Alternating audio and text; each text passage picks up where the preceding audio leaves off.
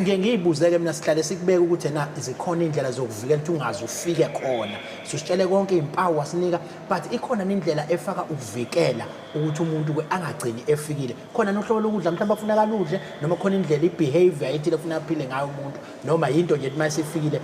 nikwazi ukubhekana nanokuthi ke ngibona ngani mawukuthi sekuyiye esondelayo mawukuthi ayikayivezi yona. Indlela ukuyivikela ukuthi umuntu uma kuba noshintsho kwisikhumba sakhe asheshe aye emtholampilo. Absolutely. 2, umuntu angagcobi izinto ezinobungozi esikhumbeni sakhe ngoba once isikhumba salimala umuntu okwi-risk ye-vitiligo then uphola ngokuthi kushe lona ibala. Bakhona abantu, I think we've discussed this before, abantu abazama ukushintsha ibala labo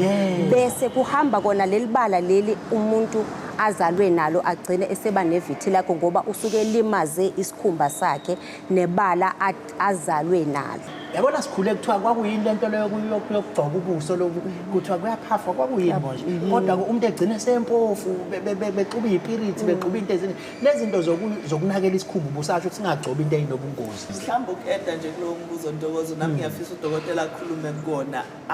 kwakuyisikhathi senu mhlambe lo kodwa namhlanje uyayithola emgwaqweni kukhona abantu abathengisa ama-cream athize ama-tube kuthiwe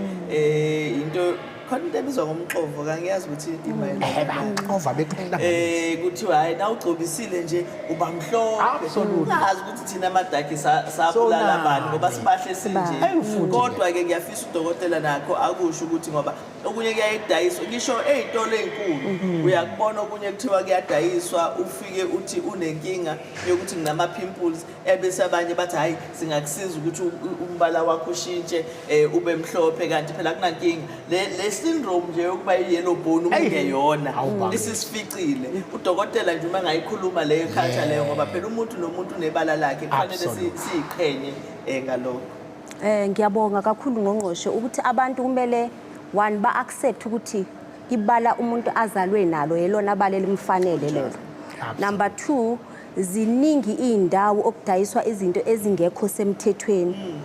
3, umuntu uma ethola